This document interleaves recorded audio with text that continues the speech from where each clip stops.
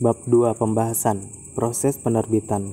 Semua perusahaan tertutup memiliki kesempatan untuk menjadi perusahaan publik dengan menawarkan dan menjual sebagian sahamnya kepada publik dan mencatatkan sahamnya di PT Bursa Efek Indonesia.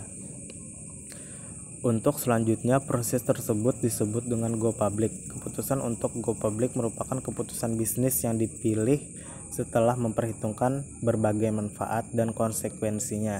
Banyak sekali manfaat yang dapat diperlukan perusahaan ketika menjadi perusahaan go public. Namun, ada pula beberapa konsekuensi yang harus dipertimbangkan. Pertanyaan kemudian sering muncul adalah apakah suatu perusahaan perlu untuk go public dan kapankah saat yang tepat untuk melakukannya. Jika ada aturan yang baku mengenai hal tersebut, keputusan untuk go public akan berpeluang kepada kebutuhan masing-masing perusahaan dan disesuaikan dengan kepentingan para pemegang sahamnya. 1. Proses perusahaan menjadi go public. Ketentuan yang berlaku memang mensyaratkan beberapa persyaratan untuk dapat menjadi perusahaan publik. Namun pada dasarnya persyaratan-persyaratan tersebut bukanlah hal yang sulit untuk dipenuhi, bahkan oleh perusahaan sekecil apapun. Calon perusahaan terbuka dapat memilih satu atau lebih penjamin pelaksana emisi untuk menunjang proses go public. Suatu perusahaan untuk pertama kalinya akan menjual saham atau obligasi kepada masyarakat umum atau proses IPO memerlukan tahapan-tahapan sebagai berikut. A. Tahapan persiapan. Tahapan persiapan ini memerlukan tahapan awal untuk mempersiapkan segala sesuatu yang berkaitan dengan go public atau proses. 2. Proses pencatatan efek. Untuk menjadi perusahaan publik yang sahamnya dicatatkan dan diperdagangkan di bursa, perusahaan perlu memperoleh persetujuan dari bursa dengan mengajukan permohonan pencatatan kepada bursa dengan melampirkan dokumen-dokumen yang diperlukan. Sepanjang dokumen-dokumen dan informasi yang disampaikan telah mencukupi dan lengkap, bursa hanya memerlukan waktu 10 hari bursa untuk memberikan persetujuan. Jika memenuhi syarat, bursa akan memberikan surat persetujuan prinsip pencatatan yang dikenal dengan istilah perjanjian kontrak pendahuluan pencatatan efek Morrison 2008. Setelah mendapat perjanjian pendahuluan dari bursa, calon emiten tersebut mengajukan pernyataan pendaftaran kepada OJK untuk melakukan penawaran umum. Apabila pernyataan pendaftaran calon emiten telah dinyatakan efektif oleh OJK, maka calon emiten tersebut dapat melakukan proses penawaran umum. Pada umumnya, keseluruhan proses penawaran umum dari surat pernyataan efektif sampai dengan perusahaan tercatat di bursa hanya memerlukan waktu 8-12 hari kerja, bergantung pada beberapa lama masa penawaran kepada publik yang ditentukan oleh calon emiten dan penjamin pelaksana emisi. Selanjutnya, saya akan menjelaskan mengenai manfaat dan konsekuensi go public. Manfaat dengan menjadi perusahaan publik, banyak sekali manfaat yang dapat diperoleh oleh perusahaan, yaitu yang pertama, memperoleh sumber pendanaan baru, yang kedua, memberikan keunggulan kompetitif atau competitive advantage, yang ketiga, melakukan merger atau akuisisi perusahaan lain dengan pembiayaan melalui penerbitan saham baru. Yang keempat ialah meningkatkan loyalitas dan motivasi karyawan. Biasanya perusahaan yang sudah go public lebih memberikan rasa aman bagi para karyawan dan mereka pun relatif lebih senang karena citra perusahaan menjadi lebih baik. Konsekuensi go public. Yang pertama ialah berbagi kepemilikan. Hal ini dapat diartikan bahwa presentase kepemilikan akan berkurang.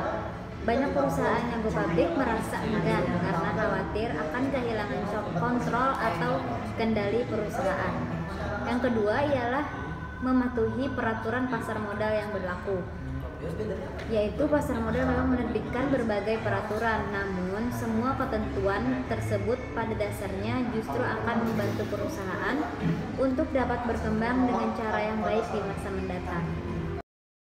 Assalamualaikum warahmatullahi wabarakatuh. Selanjutnya saya akan menyampaikan atau melanjutkan materi dari teman saya tadi. Materi yang akan saya sampaikan mengenai klasifikasi papan pencatatan.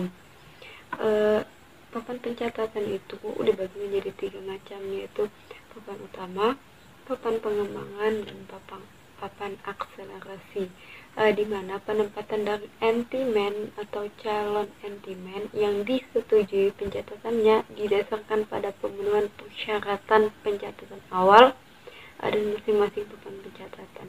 Oke, sebelum itu kita perlu tahu nih, entimen itu adalah pihak baik perusahaan swasta atau kelembagaan pemerintah yang menawarkan penawaran efek secara umum.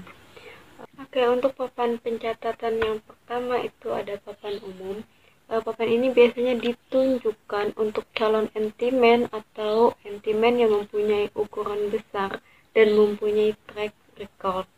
Oke, untuk papan pencatatan yang kedua ada papan pengembangan.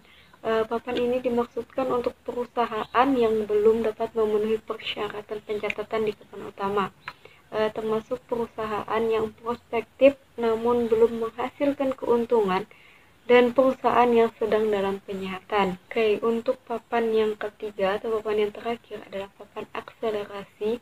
Papan pencatatan ini disediakan untuk mencatat saham dari entimen dengan aset skala kecil atau entimen dengan aset skala menengah, sebagaimana dimaksud dalam Peraturan Otoritas Jasa Keuangan Nomor 53 Tahun 2017 tentang pernyataan pendaftaran dalam rangka penawaran umum dan penambahan modal dengan memberikan hak memesan efek terlebih dahulu oleh entimen dengan aset skala kecil atau entimen dengan aset skala menengah yang belum memenuhi persyaratan di papan pengembangan.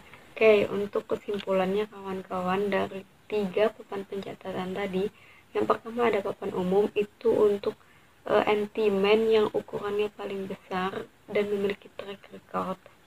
Untuk yang kedua ada papan pengembangan, itu untuk papan pencatatan yang belum mencapai tahap di papan umum atau yang belum memenuhi persyaratan untuk masuk ke papan umum.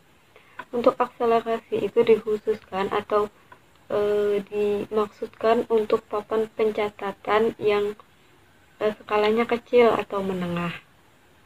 Oke, baik, terima kasih. Baiklah, selanjutnya kita masuk pada mekanisme transaksi pasar modal. Mekanisme transaksi di pasar modal, adapun jenis pasar modal di Indonesia, yaitu yang pertama, pasar perdana, yang dimana pasar perdana adalah tempat atau sarana bagi perusahaan pertama kali menawarkan saham atau obligasi kepada masyarakat umum. Penawaran umum pada pasar perdana ini mengubah status perusahaan menjadi terbuka. Emitmen menawarkan efek kepada masyarakat luas melalui penjamin emisi dan menunjukkan beberapa agen penjual untuk menjangkau investor yang tersebar di kota-kota besar. Pada bagian tersebut dijelaskan bahwa dalam pasar modal, yang terlihat bertindak sebagai penjual adalah emiten, dan sebagai pembeli adalah investor. Emiten dengan bantuan penjamin emisi, dan agen penjual menawarkan emisi untuk pertama kali kepada investor. Investor yang tertarik dengan penawaran emiten melakukan pembelian melalui agen penjual, sehingga terjadilah transaksi di mana dana mengalir dari investor ke emiten dan efek surat berharga dari emiten kepada investor melalui penjamin dan agen penjual. Selanjutnya, perusahaan dapat menggunakan dana hasil emisi tersebut untuk menambah barang modal dan untuk memproduksi barang atau jasa.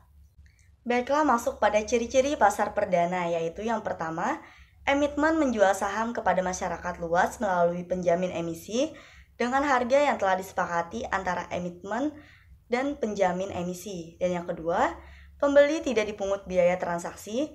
Yang ketiga, pembeli belum pasti memperoleh jumlah saham sebanyak yang dipesan. Dan yang keempat, investor membeli melalui penjamin emisi. Dan yang kelima, Pasar perdana disebut juga dengan istilah pasar primer. Selanjutnya beberapa bagian penting dari prospektus yang patut mendapat perhatian dari calon investor, yaitu yang pertama, jumlah saham yang ditawarkan, kedua, nilai nominal dan harga penawaran, dan yang ketiga, bidang usaha, dan yang keempat, riwayat singkat perusahaan, yang kelima, tujuan go publik atau rencana penggunaan dana, yang keenam, kegiatan dan proses usaha, dan yang ketujuh, resiko usaha, dan yang kedelapan, kebijakan dividen, dan yang kesembilan, kinerja keuangan perusahaan dan agen-agen penjual. Baiklah, selanjutnya kita masuk kepada mekanisme transaksi pasar sekunder, yang dimana pasar sekunder adalah efek penjualan setelah pasar berakhir atau pasar yang memperdagangkan saham setelah tercatat di bursa saham di Bursa Efek Indonesia. Pasar sekunder juga merupakan tempat atau sarana transaksi jual efek antar investor dan harga yang dibentuk oleh investor melalui perantara efek. Sistem perdagangan di Bursa Efek sudah terintegrasi dengan sistem penyelesaian yang ada di clearing kendali yaitu clearing penjamin efek Indonesia dan kustodian sentral efek Indonesia.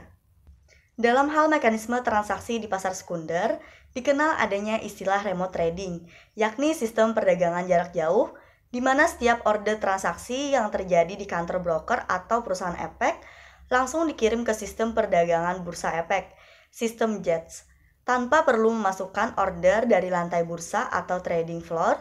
Dengan demikian, order dapat dilakukan di kantor broker di mana saja selagi terhubung dengan sistem perdagangan bursa. Adapun manfaat dari remote trading pemodal diantaranya sebagai berikut. Yang pertama, proses transaksi menjadi lebih cepat. Dan yang kedua, informasi menjadi cepat.